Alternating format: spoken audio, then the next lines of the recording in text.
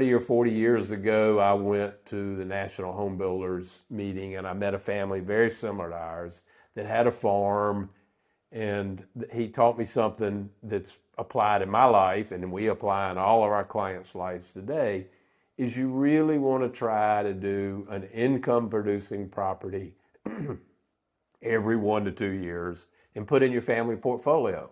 It doesn't have to be you individually. You can do it as a group, as a family.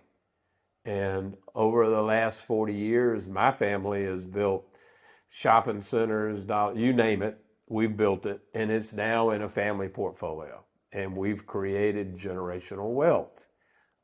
We're down to where the third generation gets a check every 6 months. Some of them don't really know where it's from, so we hadn't done a good job of teaching them about generational wealth. But that's what happens. And so Doug's example of a HVAC owner renting his building and not owning it is a perfect example. Come see us.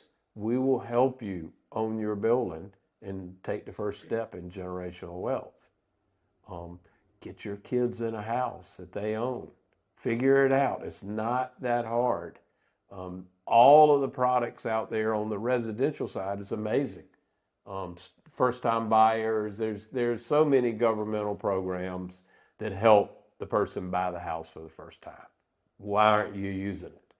My guess is you're not using it because somebody hadn't advised you about all those products and helped you acquire a house for a child or a grandchild or a great-grandchild.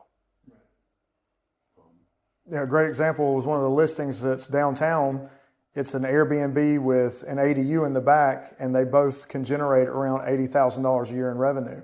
And then if it's a short-term rental, now you can deduct that from your active income. So there's all kind of tricks like that that are actually written into the tax code because it's what the government wants, and if you do those things, you'll be incentivized to do it. And there's things like that that help keep the ball rolling to get to your next property. Right, which is why consensus-wise, everybody will agree that owning real estate, commercial or residential, creates generational wealth. And I don't know a single family that doesn't do planning that wants to have generational wealth. So after joining Southern Visions and started working with my sphere of influence to help, to see who I could help and what was out there and what needed to be done. And I reached out to a person that was referred to me. And this was a project that he built phase 1 and phase 2 of a neighborhood, and phase 3 never got off the ground. 2009 hit, all the custom home builders dissipated. There's nothing but nationals left. He was dealing with the town of Blythewood, which had a severe set of restrictions on what could be built there. But anyway, we were able to take this 41-acre tract from an expired listing to under contract with a national home builder to now we've closed on it. And luckily, Robby and the team here was able to assist me kind of get that one across the finish line. Yeah, and that's a good example of us knowing the players. There are 10 national builders out there who are your typical buyers. 9 of those 10 would have never gotten this particular deal to the finish line. We knew the right builder who was going to be able to navigate the public hearings, all the things that they had to go through, all of the unhappy neighbors in the first 3 phases who liked having a national park as their backyard, who were trying to stop this project. And it's more than just knowing the basics. You got to know the players, and you got to know the capability of the players. And when Doug brought this one to me, it was very obvious who the right buyer was. And 9 months later, they closed. A typical close period for a national builder going through the kind of issues that they face today, and I'm going to say this, and I know I'm wrong, but the typical period today's 2 years, in reality, is probably 3. And we got that transaction closed in 9 months because we picked the right builder. And he was willing to take some risk and willing to close without being fully permitted, which is very unusual in our marketplace. And they typically, they want to wait till permits because they can force appreciation into the property. which is going to justify the price at the end of the road. That's right. But in this case, it just behooves them to go ahead and move it. Yeah, we don't really say this out loud because we need all of the national builders.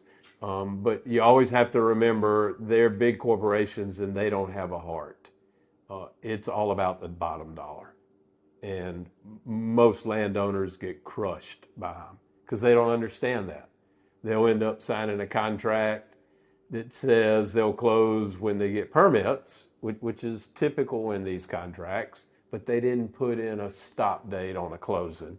And 5 years later, their piece of property is still tied up. The value of their property is doubled, but the national has it under contract for half that value because it's appreciated over time, and they just didn't have good advice.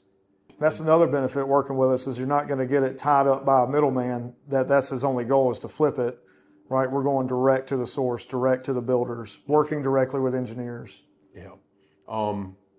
We probably do 15 transactions, maybe 20 transactions a year with the national builders. So we understand their limitations and their capabilities. And you need that. And a lot of people will just go and sign one of these contracts with a national without getting advice. And you ask them after the deal's taken place, they wish they would have had somebody with some expertise to help them. And those look a little bit different than a regular NAR contract, right? That's right. Yeah, they're 80-page contracts. Then another farmer we just helped, one of the largest farmers in the county, needed to disposition some land, and we're working with a regional builder that was able to come in at a record high price in this area and actually get the deal done, and in the terms and the amount of time that they want to get it done. I just think that's important to emphasize that you can get a higher price if you wait on permits and allow the builder to build more appreciation into it. You need to have stop gaps and exit clauses and things like that to help you keep the builder on track, or you can take a little bit less of a value and they can close sooner. Right. And so that's rare, but we do have specific builders that we work with that are looking for property that they're able to essentially pull the trigger on. And those are rare cases, but there are builders willing to go and basically do as much due diligence as they can and say, look, I think I can get this to permit. There's obviously risks there, but in this particular case, the property was well graded, and I do think there's a lot of value there. So every situation is different. We look at everything from a very macro level, and then we get micro. But again, having the right advisors, having the right people with experience getting to the finish line will protect you and your family from pitfalls that you may not be aware of. So.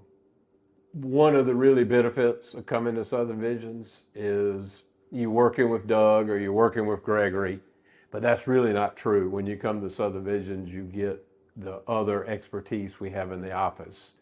Everybody pitches in and helps everybody on a deal. We could be doing a deal in Blythewood and Reggie or Rhett knows the chairman of the planning commission. All of those kind of little things are really important and unusual in a real estate company, because most real estate companies, people come in, close their door, don't tell anybody about their deal. If they come in at all. Yeah, if they come in at all, and hope they get to the closing.